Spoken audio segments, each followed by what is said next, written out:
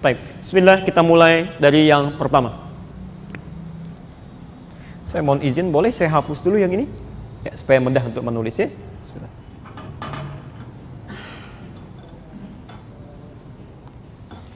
Baik, kita mulai yang pertama, ibadah salat. Salat. Di masyarakat dikenal dengan istilah tarawih, ya. Kita keluarkan dulu hadis-hadisnya, ya. Kita bertanya pada Nabi seperti apa gambarannya, nanti baru kemudian kita jabarkan lebih dalam lagi, ya. Kalau kita melihat hadis-hadis Nabi SAW, kita akan perhatikan bahwa istilah tarawih itu hampir tidak ditemukan dalam hadis, ya. Jangankan hadis sahih, hadis palsu pun Anda nggak akan dapati, ya. Tapi bukan berarti salah, ya. Nanti kita akan lihat di akhir, ya, apa maksudnya, ya. Ternyata Nabi menyebutnya dengan qiyam, ya. Beliau sampaikan qiyam, ini bahasa beliau, ya. Man qama ramadhana imanan wa ihtisaban ghufira lahu ma taqaddama min dhanbi. Ya, kata Nabi, siapa yang bisa menunaikan qiyam Ramadan di malam itu, benar dia tunaikan karena Allah, dia berburu pahala dengan bermuhasabah, maka Allah akan berikan kepadanya, perhatikan, kalau benar salatnya, akan diampuni seluruh dosanya yang pernah dia kerjakan sampai malam itu, ya. Ya, Anda bisa temukan itu di Al-Bukhari nomor hadis ke-37, kitab Siyam, ya. Atau kadang kalau Anda punya kitab cetakan berbeda atau syarah Fathul Bari-nya, misalnya salah satu contohnya itu bisa berbeda, ya, nomornya kalau Anda menggunakan syarah, ya. Misal ada terbitan Fathul Bari syarah Sahih Al-Bukhari karangan Ibnu Hajar Al-Asqalani, ya. Kalau terbitan Darul Hadis, ya, cetakan Darul Hadis, ya, itu ada di jilid yang keempat halaman 291, kitab salat tarawih, kitab pembahasan nomor ke-31, ya. Nomor hadisnya 2008 sampai 2009. Posisinya sebelah kiri paling atas, ya. Ini yang terbitan Darul Hadis cetakan tahun 2002. Ya. Ukuran 17 kali 26 cm. Baik. Nah, dari segi waktu pelan-pelan kita bahas dulu. Waktu penunaiannya, ya, istilah salatnya disebut oleh Nabi SAW dengan qiyam. Lihat apa pentingnya istilah qiyam ini. Di dalam Quran, kata qiyam itu dibagi pada dua bagian. Pertama, ada yang disebut dengan qiyamul lail, ya, qiyamul lail, yaitu salat yang ditunaikan waktunya ba'da isya, ya, dengan sunnah rawatibnya tanpa didahului dengan tidur dulu.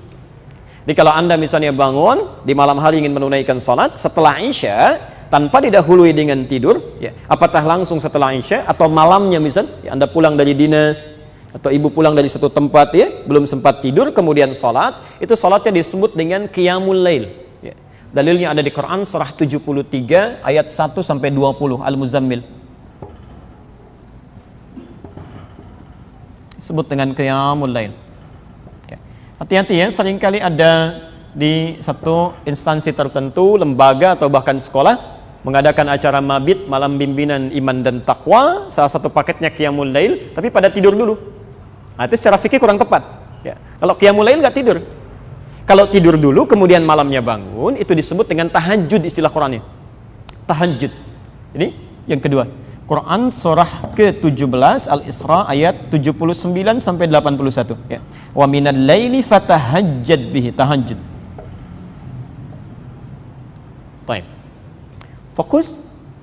Kalau Nabi menyebutkan salat di malam Ramadan ini dengan istilah qiyamul lail fi Ramadan, maka Anda harus menunaikannya langsung setelah Isya, tidak boleh didahului dengan tidur.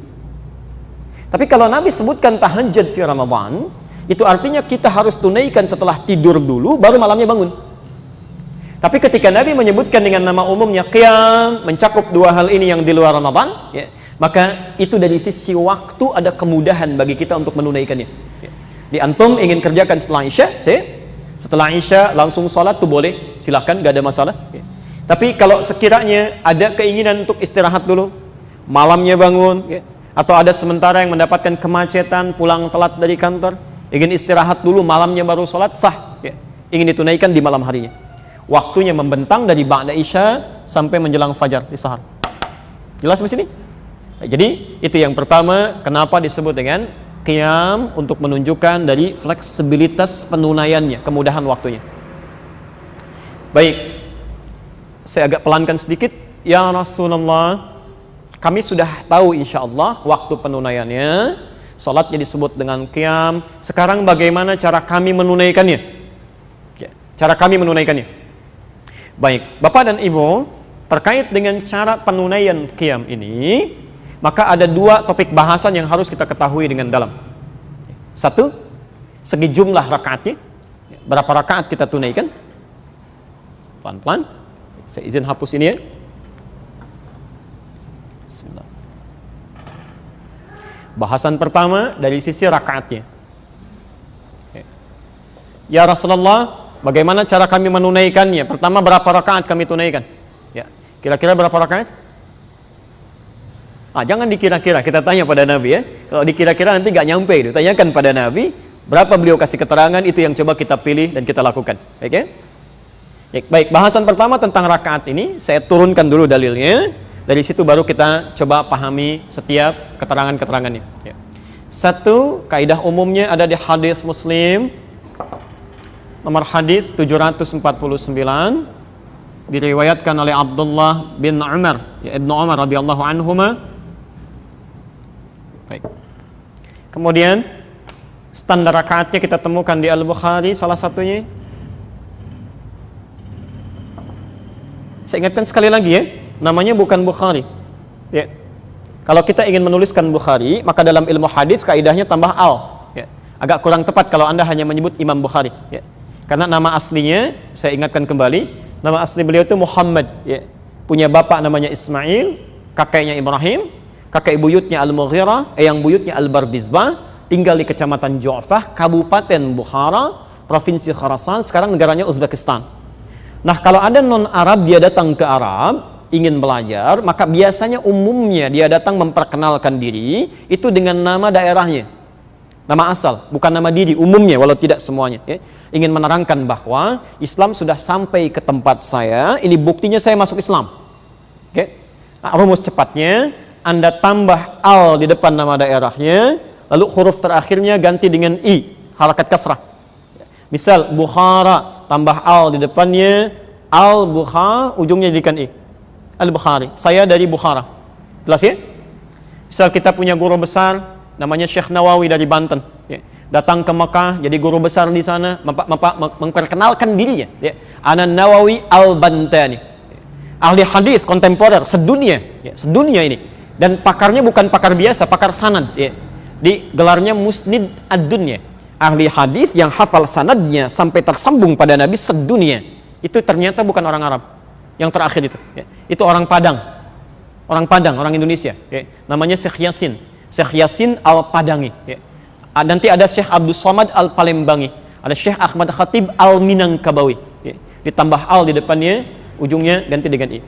Nomor hadis 1147. Ditemukan juga di Sahih Muslim, nomor hadis 738 dari Sayyidah Aisyah radhiyallahu anha. Kalau di kitab ini, nomor hadis 2013, posisi di halaman 295, paling kiri sebelah bawah. Okay? Dari Aisyah radhiyallahu anha. Baik, kemudian formulasi selanjutnya ada di hadis Muslim, nomor hadis 764 dari Ibnu Abbas radhiyallahu anhuma. Ditemukan juga di Abu Daud nomor hadis 1365. Dan terakhir, ya, contoh dari Umar bin Khattab kita temukan di nomor hadis di Al-Bukhari, hadis 2010 sampai 2012. Hapus dulu yang ini. Ya Rasulullah sallallahu alaihi wasallam, kalau kami ingin menunaikan qiyam, berapa rakaat kami tunaikan? Ya, baik. Mari fokus. Keterangan pertama, hadis Muslim nomor hadis 749 dari Abdullah bin Umar, disingkat jadi Ibnu Umar radhiyallahu anhuma. Saya bacakan hadisnya. Qala Rasulullah sallallahu alaihi wasallam, Rasulullah sallallahu alaihi wasallam pernah bersabda, salatul laili, ya, salat malam itu qiyam masna masna. Silahkan Anda boleh tunaikan minimal 2 rakaat salam. 2 rakaat salam. Jadi Anda bisa mulai dengan 2 rakaat kemudian salam, ya. Selesai 2 rakaat kemudian salam. Sampai berapa rakaat ya Rasulullah? Ya. Ternyata beliau tidak sebutkan berapa rakaatnya, Yang menarik beliau sebutkan batas waktunya. Wa idza khasyya ahadakumul fajra falyutir rak'atan wahidah. Dan jika Anda sedang menunaikan salat ini, tiba-tiba khawatir fajar akan segera datang, masuk waktu sahar, ya, maka segera tutup dengan tunaikan 1 rakaat witirnya. Witir 1 rakaat. Ya. Saya mau tanya, kira-kira kalau ada orang salat dari ba'da isya 2 rakaat sampai menjelang fajar, berapa rakaat itu salatnya? Kalau dalam teori ilmu hadis ini menunjukkan pada bilangan banyak tanpa batasan, ya, sepanjang ada kemampuan. Ya. Jadi standar pertama, saya ulang, standar pertama dalam jumlah bilangan rakaat tarawih, ya, atau qiyam itu, kata Nabi, pertama silahkan sesuai dengan kemampuan, kami tidak berikan batasan khusus. Ya, tapi minimal 2 rakaat, salam 2 rakaat, salam. Jelas? Tapi kita bertanya, ya Rasulullah, kalau kami tidak diberikan tuntunan standar dari rakaat, khawatirnya nanti orang seenaknya saja. Ya, malam ini 2, besok baru 4, ya. Besoknya lagi 6, besoknya lagi turun ke 2 lagi. Ya. Maka tidak akan stabil ibadahnya, ya, semaunya, seenaknya. Apakah berkenan Rasulullah SAW, ya, menyontohkan kepada kami bilangan standar yang kiranya mudah diikuti? Ya. Maka Abdullah bin Mas'ud dan Hudzaifah al-Yamani mencoba bertanya kepada Sayyidah Aisyah, istri Rasulullah SAW, bagaimana sifat salatnya Nabi SAW. Ya. Maka kemudian dijawablah dan direkam di Sahih Al-Bukhari nomor hadis 1147 dan di hadis Muslim nomor hadis 738. Saya bacakan hadisnya. Makana yazidu fi Ramadan wala fi ghairihi. Kata Aisyah radhiyallahu anha, selama bersama saya, lihat kalimatnya, selama bersama saya Rasulullah sallallahu alaihi wasallam dalam salat qiyamnya di Ramadan atau di luar Ramadan, beliau tidak pernah lebih dari ala 11 rak'atan, 11 rakaat. Hadis yang pertama. Ya. Baik, pelan-pelan fokus, kalau ada tambahan spidol barangkali bisa enggak melengkapi. Ya. Di 1 ini redaksi 11 rakaat yang standar, ya. Bagaimana cara menunaikannya? Kata Sayyidah Aisyah, yusalli arba'an. Pertama, beliau lakukan dulu 4 rakaat, kemudian salam. Thumma yusalli arba'an, kemudian salat 4 rakaat lagi, kemudian salam. Thumma yusalli thalathan, kemudian tutup dengan witir 3 rakaat.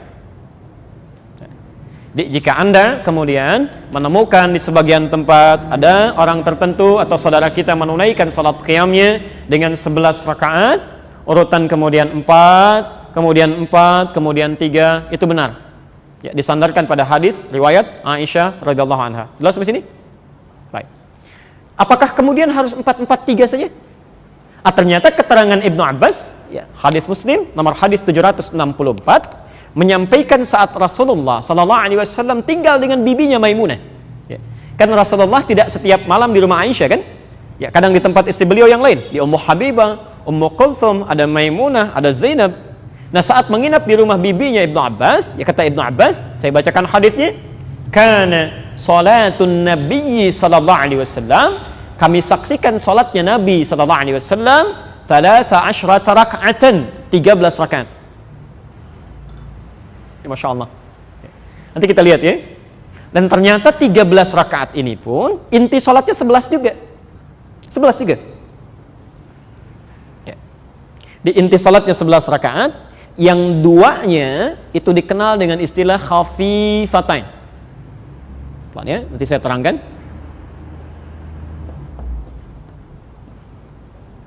Ya, khafifatain. Ya. Khafifah itu ringan, ya. Khafifatain 2 rakaat yang ringan, ya. Maksudnya pembuka salat. Kalau kita warming up lah, ya, supaya sebelum kita tunaikan yang intinya, hati kita sudah ada ketersambungan dengan Allah. Ya. Kenapa disebut khafifah ringan? Karena salat ini saat ditunaikan, itu Anda tidak membacakan iftitah dan surah, hanya Al-Fatihah saja. Ya, jadi begitu takbir, Allahu Akbar, langsung ta'awudz, ya, sampai selesai Fatihahnya, kemudian Anda langsung rukuk, i'tidal, sujud, demikian selanjutnya sampai 2 rakaat. Ya, karena itu disebut ringan. Jadi nggak usah baca surat, ya. Ya, Nabi aja nggak baca, masa Anda mau baca, ya? Jangan terlampau soleh, ya. Baik, cukup sampai Al-Fatihah saja. Baik, yang 11 rakaatnya ini intinya. Ini intinya. Ternyata ditunaikan 2 rakaat, salam. 2 rakaat lagi, salam. 2 rakaat lagi, salam. Dan 2 rakaat salam, 2 rakaat salam plus witir 1. Kalau berhenti di 8, witirnya 3. Baik. Jadi saat Anda misal mendapati di satu tempat atau Anda sendiri yang melakukan 11 rakaat dengan rumusnya 2, 2, 2, 2 ditutup dengan 3 rakaat witir atau 1 witir di akhir, maka itu pun sah dilakukan berdasar hadis yang tadi kami sebutkan. Jelas di sini? Oke, jadi tidak ada masalah di sini.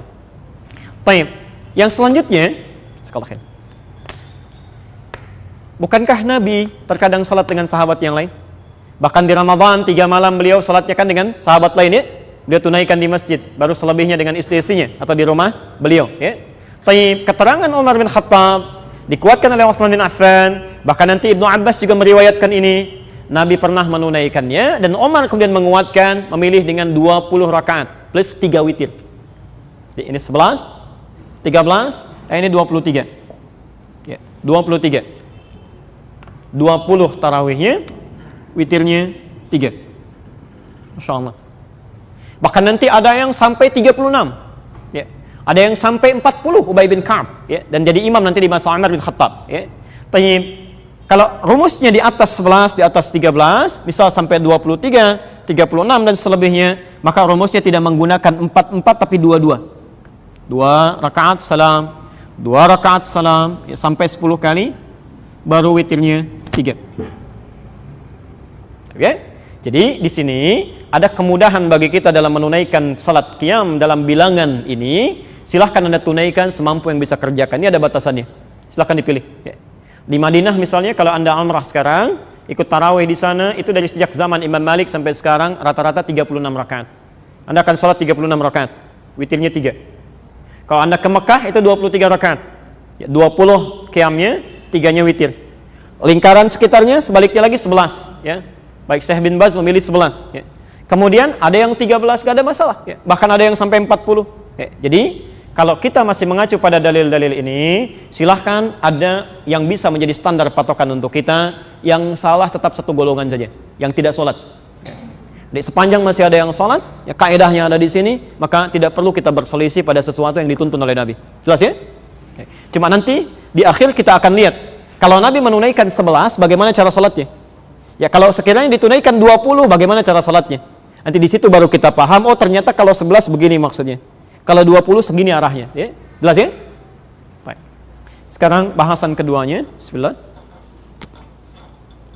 Ya Rasulullah, kami sudah tahu sekarang bisa memilih baik itu 11, ya, ada yang 13 ataupun lebih daripada itu. Ya. Sekarang pertanyaan kami ya Rasulullah sallallahu alaihi wasallam, bagaimana cara menunaikannya? Ya. Baik yang 11 atau selebihnya. Sifatnya seperti apa? Sifat salat Nabinya. Ini saya mohon fokus di sini karena ini yang paling menentukan. Anda sampai 100 rakaat pun tapi tidak mengikuti sifat salat Nabi yang ini, maka tidak berfaedah salat kita. Ya. Kata Nabi, maaf ya, rabba qa'imin laisa lahu min qiyamihi illa as-sahar. Tidak sedikit orang yang menunaikan qiyam di malam Ramadan tapi tidak mendapati apapun. Ingat, tidak mendapati apapun. Maghfirah tidak dapat, rahmat tidak dapat, pahala juga tidak dapat. Dia cuma capek begadang saja. Itu ruginya fatal. Ruginya fatal. Maka mari kita lihat bahasan keduanya. Setelah tahu jumlah rakaatnya, sekarang kita belajar bagaimana sifat salat Nabi-nya. Ini yang penting ya. Sampai para ulama menulis beberapa buku tentang sifat salat Nabi sallallahu alaihi wasallam ya. Baik, mari kita lihat keterangan dari Abdullah bin Mas'ud dan Hudzaifah al-Yamani ketika bertanya tadi pada Sayyidah Aisyah radhiyallahu anha. Di riwayat yang sama Al-Bukhari nomor hadis 1147 ya, di hadis Muslim nomor hadis 738. Saya sempurnakan jawabannya. Jadi jawaban pertama tentang rakaatnya. Nah, tentang sifatnya kata Aisyah, la tas'al an husnihinna wa tulihinna. Tapi kamu tidak usah tanya kata Aisyah. Jadi jawaban majaz kiasan ya. Tapi enggak usah tanya tentang bagusnya dan panjangnya bacaan Nabi. Bagaimana khusyuknya, gerakan-gerakannya, keindahan bacaannya. Masya Allah. Kemudian Abdullah bin Mas'ud dan Hudzaifah al-Yamani mencoba untuk bisa mendapati itu. Ya. Saat sholat di belakang Nabi SAW, maka Masya Allah. Ya. Lihat komentar Abdullah bin Mas'ud. Ya. Tapi sebelumnya saya ingin berikan gambaran dulu ya. Ini sahabat mulia Abdullah bin Mas'ud radhiyallahu anhu, termasuk di antara kalangan sahabat yang paling indah bacaan Qur'annya, paling bagus. Ya. Bahkan pernah satu ketika beliau membacakan Quran, itu pohon-pohon bergerak, Bu. Ya. Angin kemudian bertiup, Pak. Beliau kemudian diam, tenang lagi situasi. Dibacakan, bergerak lagi.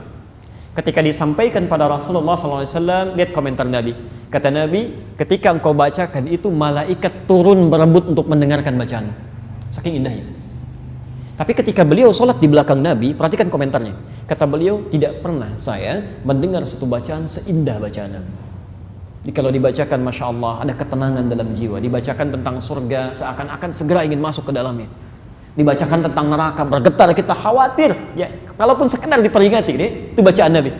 Dan rakaatnya tenang, gerakan-gerakannya. Kadang setelah salam beliau diam dulu, duduk sejenak istirahat sambil berdoa kepada Allah. Pelan-pelan. Kalau Anda melakukan satu aktivitas tertentu, kemudian berdampak pada ketenangan jiwa, ada kenyamanan dalam roh, itu dalam bahasa Arab disebut dengan tarwihah. Tarwihah. Dari kata rahatun, ya, raha. Ya. Asalnya dari kata roh. Sudah jadi bahasa Indonesia, raha, rehat, ya, rehat. Ya. Beda dengan istirahat. Rehat beda dengan istirahat. Kalau rehat tuh waktunya sebentar, ya. 10 menit, 15 menit itu rehat. Kalau ditambah dengan ya, dalam kaidah bahasa Arab, ziyadatul mabna tadullu ala ziyadatil ma'na. Ditambah hurufnya bertambah maknanya. Kalau istirahat agak panjang. Ya, 30 menit, 1 jam itu istirahat. Ya. Tapi kenapa disebut dengan rehat dan istirahat? Karena saat Anda melakukan itu, ya tujuan utamanya untuk memberikan kelapangan pada roh. Supaya jiwa tenang, pikiran lapang, deh. Makanya ada orang kan yang tiduran sampai 2 jam, sampai bisa berkata begini, aduh saya nggak bisa istirahat. Padahal dia tidur kan? Ya karena jiwanya belum lapang, pikiran masih belum tenang. Nah kalau Anda melakukan aktivitasnya, ya, aktivitas dilakukan, ke roh ada kelapangan, ke jiwa menjadi tenang, itu tarwihah. Kalau dijamakkan, misal Anda lakukan 2 rakaat, 4 rakaat, 6 rakaat, 8 rakaat, 11 rakaat, maka dijamakkan dari tarwihah menjadi tarawih. Tarawih. Tulis. Tarawih itu bukan nama sholatnya. Tarawih itu nama sifat sholatnya. Saya ulang, sifat sholatnya. Diseakan-akan, kenapa kemudian dipopulerkan istilah tarawih ingin memberikan pesan kepada kita, mohon maaf, kalau Anda ingin tunaikan sholat ini, ingin meniru seperti apa Nabi melakukannya, maka tunaikan dengan tarawih. Yang tenang, kan? Bacaannya yang baik. Di Anda kalau berkata, yuk kita tarawih, artinya Anda mau mencari imam yang baik. Yang bacaannya baik, yang tenang, yang rakaatnya tidak terlampau terburu-buru. Ya. Saya agak kurang memahami ya, kalau misalnya, maaf ya, ada orang menunaikan tarawih yang 11 rakaat saja hampir 1 jam. Masa yang 23 cuma 15 menit? Ada yang 10 menit ya, saya baru terima berita di satu tempat di Indonesia ada yang 10 menit tuh. Ya, tahun lalu rekor 7 menit. Allahu Akbar, Allahu Akbar. Oh, itu bukan tarawih namanya. Bukan tarawih, ya. Hati-hati, ya. Baik.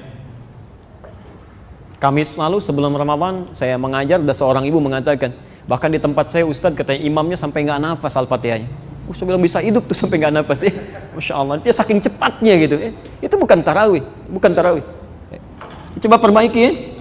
Jangan-jangan ada di antara kita dalam 4 malam ke belakang yang mengalami situasi ini, maka diberikan kesempatan oleh Allah malam ini dan selanjutnya insya Allah untuk memperbaiki. 2. Kita lanjutkan keterangannya. Saking nikmatnya bacaan Nabi SAW, kata Aisyah jangan tanya panjangnya. Ternyata dalam kenikmatan itu, ketika dirasa-rasa rakaat pertama saja, ini rakaat pertamanya itu sudah sampai 100 ayat. Pak, Nabi SAW rakaat pertamanya. Kata Abdullah bin Mas'ud, saya duga akan ruku'. Ternyata nyambung ke Ali Imran. Masya Allah. Al-Baqarah 286 ayat, Ali Imran 200 ayat. Saya duga akan ruku'. Ternyata nyambung lagi ke An-Nisa. Sampai ayat 176. 5 juz 4 halaman. Makanya Aisyah radhiyallahu anha wajar mengatakan, gak usah ditanya deh panjang dan bagusnya kan ya. Satu rakaatnya 5 juz 4 halaman. Nabi, Rasul, dijamin masuk surga, orang paling takwa, tingkat surga paling tinggi, rakaat pertamanya 5 juz 4 halaman. Besoknya kata Abdullah bin Mas'ud dan Hudzaifah al-Yamani, kami tidak ikutan lagi. Ya. Bukan karena capeknya, bukan. Itu mereka sudah terbiasa. Ya. Karena kata Abdullah bin Mas'ud, saya seringkali menduga, ini Nabi kapan rukunya? Ini untuk memberikan jeda supaya beliau bisa praktekkan lagi. Tapi karena saya sering menduga itu, saya merasa saya kurang khusyuk nih, bukan Nabinya. Ya. Jadi kemudian sifat-sifat dari sesuatu yang kita keluarkan ya. Kalau sahabat biasa Pak, Bu ya. Anda misalnya bisa buka kitabnya Imam An-Nawawi ya, yang mengarang Al-Arba'in itu 42 hadis ya. Riyadhus Shalihin 1896 hadis. Itu sebelum menulis kitab-kitab ini termasuk Al-Majmu', itu menulis dulu kitab At-Tibyan. Ya, At-Tibyan fi Adab Hamalatil Quran. Saya sarankan Anda punya ini ya. Itu salah satu kitab yang bagus menerangkan bagaimana cara ta'lim yang baik. Ya. Termasuk ibu kalau anaknya ingin cepat ya sampai ilmunya, cepat paham, mendapat keberkahan dalam belajar, ibu cari buku ini ya. Terutama juga yang kedua itu petunjuk menghafal Quran dengan baik dan berkah ya. Kalau bahasa Arabnya itu ada terbitan Darun Nafais yang warna kuning ya. Itu kisah tadi bisa Anda temukan salah satunya di halaman 47 sebelah kiri posisinya, paragraf ketiga baris 1 sampai dengan 7 ya. Kata beliau, sahabat itu dibalik segala kesibukannya, Utsman bin Affan, Abdurrahman bin Auf, Umar bin Khattab, itu masih sempat menunaikan qiyamnya sampai khatam Quran bahkan. Jadi biasa. Nah, dari kesimpulan ini, para ulama memberikan pendapat kepada kita, sunnahnya dalam salat qiyam itu hendaknya memperpanjang bacaan ayatnya. Diperbanyak ya, sesuai dengan kadar kemampuan kita. Di sunnah yang kedua, sifat salatnya perbanyak atau perpanjang bacaan ayat.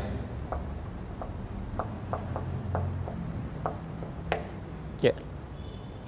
Misal Anda yang sebelum Ramadan, ya, bacaan sering salat malam, tapi kadang cuma juz amma aja, kan?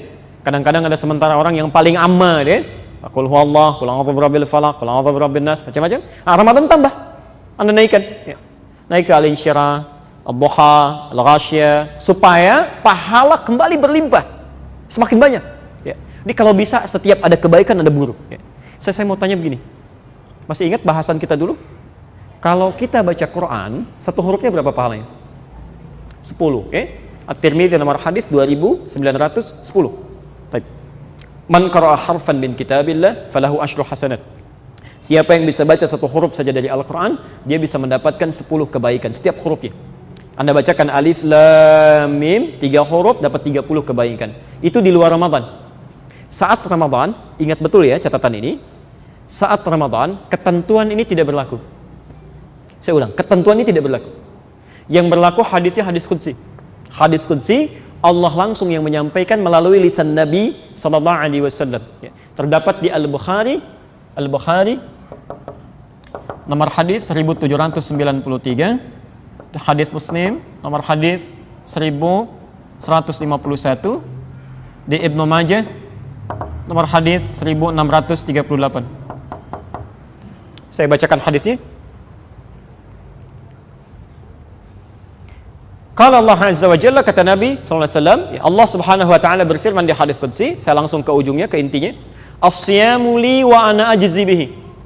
Puasa itu tunaikan dengan benar karenaku, kata Allah, karenaku. Jadi untuk Allah saja.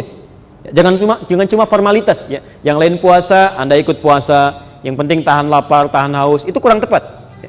Kata Allah, tunaikan puasa untukku, wa ana ajzi bihi. Maka setiap engkau melakukan kebaikan dalam puasa itu, saya akan langsung memberikan pahalanya. Kalau hari biasa malaikat tulis siapkan pahala, Ramadan tidak, Allah yang langsung berikan. Dan minimalnya, perhatikan, minimalnya wal hasanatu bi asyri amsalihha. Setiap kebaikan yang dilakukan saat Ramadan itu, Anda bisa mendapatkan 10 kali lipat hari biasa. Jadi kalau Anda baca ayat Quran misalnya, maaf tadi alif lam mim, biasa 30, Ramadan kali 10 lagi. Satu hurufnya 100 kebaikan. Maka rugilah orang sekiranya, maaf ya, hanya sekedar mencukupkan pada bacaan yang sedikit, tidak diperbanyak. Termasuk bacaan di luar salatnya. Anda mesti punya target ya, mesti punya target. Di sehari mesti baca berapa ayat, kemana sedekahnya, apa yang mau dikerjakan kebaikannya, ayo keluarkan. Ya. Jadi perbanyak ayat sekiranya untuk bisa memperbanyak pahala kebaikan. Termasuk cari imam yang baik-baik. Ya. Biasanya yang singkat-singkat di weekend, Sabtu, Ahad, cobalah Anda cari imam yang sekiranya misal bisa 1 juz ya, atau minimal setengah juz sesuai dengan kadar kemampuan. Ya. Berita baiknya dari Nabi, innama ju'idal imamu liyutamma bihi. Imam itu dijadikan untuk diikuti oleh makmum.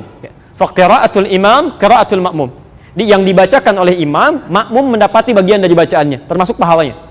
Jadi kalau imam sudah baca dicukupkan, termasuk pahala sebanyak apapun yang dibacakan oleh imam, itu makmum dapat bagiannya. Jelas di sini?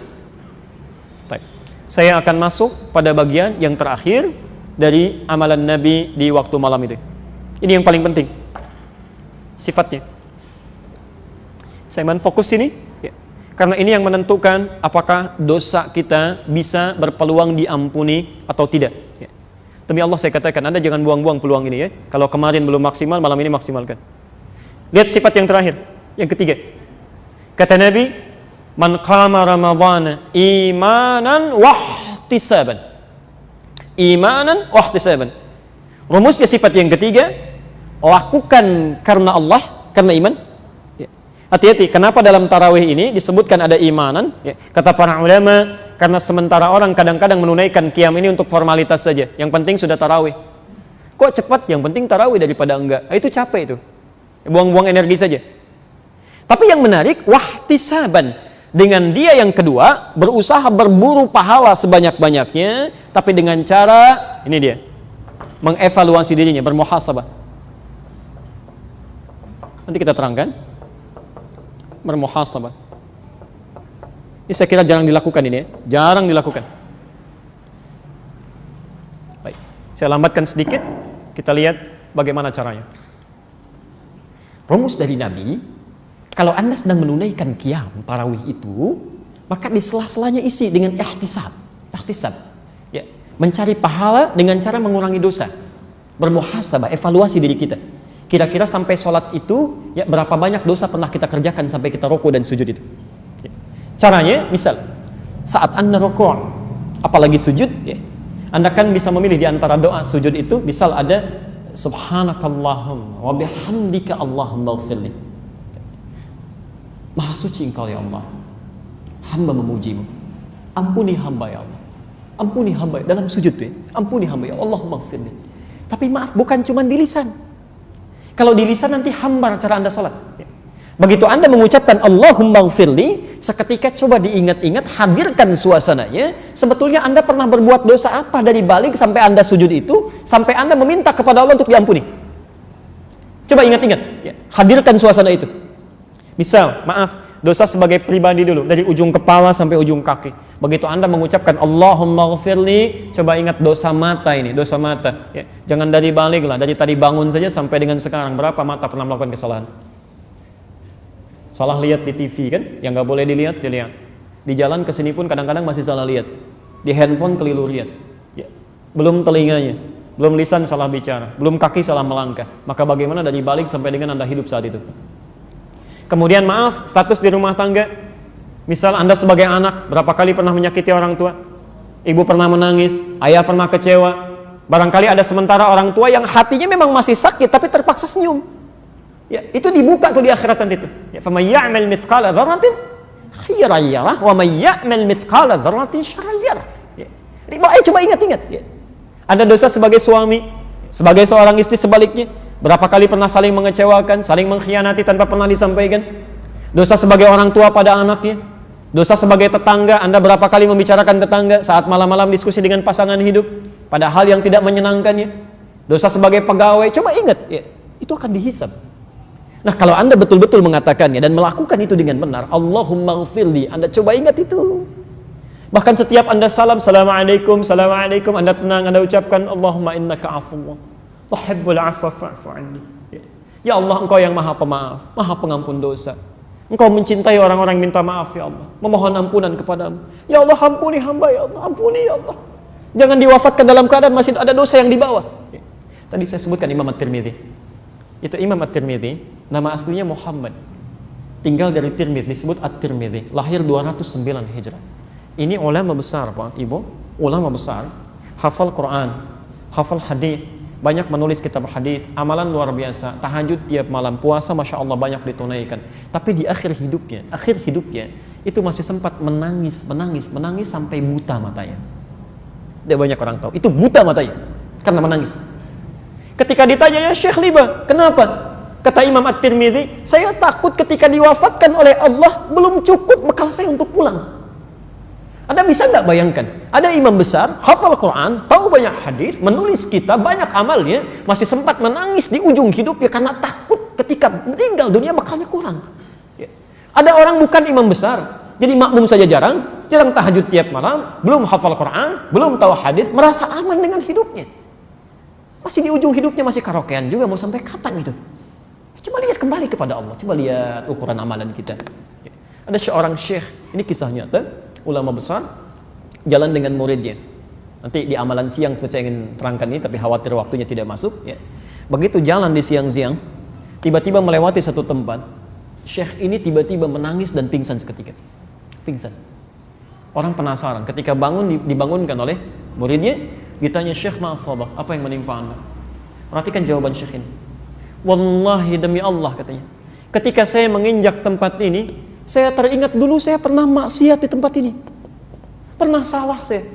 Saya takut dibangkitkan oleh Allah di akhirat nanti, belum saya istighfari di tempat ini dan menjadi saksi bahwa saya pernah bermaksiat di sini. Anda bisa bayangkan, ya. Seorang ulama lewat satu tempat merasa pernah punya salah, langsung beristighfar di situ. Ya. Dia istighfar sampai pingsan. Ya. Mungkin maksiat ulama barangkali dalam tanda petik ya, lupa beristighfar, lupa bacakan ayat ya, atau lupa zikir, itu dianggap maksiat dan bisa jatuh menangis tersungkur. Hasan Al-Basri itu dalam setiap tausiahnya, mau'izahnya itu 10 menit sekali bisa pingsan. Ya, saking pekanya perasaannya. Hasan Al-Basri itu masya Allah, begitu beliau membuka kalimatnya Alhamdulillahi Rabbil Alamin, tiba-tiba menangis. Jamaah ikut menangis, beliau pingsan. Ketika selesai lima ughmiya alaih, kenapa bisa pingsan? Kata beliau, saya mengatakan segala puji bagi Allah Tuhan semesta alam, tapi saya takut ketika memuji itu memang tidak benar pujian saya. Selama ini saya masih layak, masih ingin dipuji, masih banyak ingin diangkat, disanjung. Saya takut ketika memuji Allah ternyata saya selalu ingin dipuji. Pingsan. Ketika mengatakan ayyuhan nas ittaqullah, hai Bapak Ibu sekalian, tingkatkan takwa kepada Allah, pingsan lagi. Kenapa Syekh? Saya takut saya katakan pada orang-orang, kalian tingkatkan takwa, saya sendiri menurut Allah belum takwa. Itu sampai pingsan. Makanya saat malam Allah berikan gambaran melalui lisan Nabi, ada peluang kita untuk mengevaluasi diri. Bahkan siang ini, ya, di antara amalan siang itu kan redaksinya sama, cuma berubah katanya. Kalau malam man qama, kalau siang man sama. Man sama. Al-Bukhari nomor hadis 38-nya, di nomor hadis 1904 dan 1905. Man sama Ramadhana imanan wahtisaban. Siapa yang menunaikan puasa Ramadannya diisi dengan iman karena Allah dan dia berburu pahala dengan mengevaluasi dosanya. Ya. Maksudnya Anda misal ke kantor tuh ya, Anda coba lihat di tempat mana Anda pernah berbuat maksiat, Anda istighfar. Di jalan Anda istighfar. Jangan-jangan di mobil Anda pernah kecam orang lain, Anda klaksonin orang tanpa hal yang dibenarkan. Allahu akbar, astagfirullah ya Allah, salah hamba, salah. Itu ghufira lahum ma taqaddama min dhanbi. Kalau benar Anda melakukan itu, dalam qiyamnya saja Allah ampuni semua dosa-dosa yang pernah dilakukan kalau benar tobatnya sampai dengan saat itu. Sampai dengan saat itu. Maka Masya Allah peluang banyak. Kenapa Anda tidak ambil? Ya, 30 malam dibentangkan, 30 siang dihadirkan. Anda nggak ambil itu keterlaluan. Keterlaluan. Ya. Sampai di riwayat Al-Hakim An-Naisaburi di kitabnya Al-Mustadrak, ya, itu pernah dikisahkan. Malaikat sampai turun dari langit. Sampai turun dari langit. Ketika Nabi akan mulai khutbah ya, dalam mimbarnya, jadi mimbar Nabi itu ada 3 gundukan, 3 tangga itu ya. Begitu nginjak pada gundukan pertama, turun malaikat menyampaikan, lihat kalimatnya, raghima anfu rajul. Dalam riwayat lain bu'dan. Ya, kata malaikat Jibril, sungguh celaka dan keterlaluan. Celaka dan keterlaluan. Ya. Jauh dari rahmat Allah, jauh dari ampunan, jauh dari kebaikan. Siapa dia? Liman adraka Ramadhana falam yughfar lahu. Orang yang sudah disampaikan ke bulan Ramadan tapi tak mampu diampuni dosanya di bulan itu. Kata Nabi, amin. Demi Allah saya katakan, biasanya Nabi yang berdoa, malaikat yang aminkan. Kita berdoa, malaikat aminkan. Man wafaqa ta'minuhu ta'minal malaika ghufira lahu ma taqaddama min dhanbi. Siapa yang aminnya bersamaan dengan aminnya malaikat. Jadi biasanya kita berdoa, malaikat mengaminkan. Ini terbalik. Malaikat yang menyampaikan, Nabi mengatakan amin. Ya, kalau Anda diberikan waktu, ada 1 menit yang istighfar diampuni dosanya. Ada orang kelewat, mungkin wajar. Ini 30 malam, 30 siang. Waktunya membentang, nggak diambil juga, itu keterlaluan. Kata Jibril, keterlaluan. Ya. Dan barangkali mohon maaf ya, coba Anda cek lagi, ya kenapa diberi kesempatan siang ini atau malam nanti. Barangkali salah satunya ada sekian dari dosa kita yang belum kita istighfar.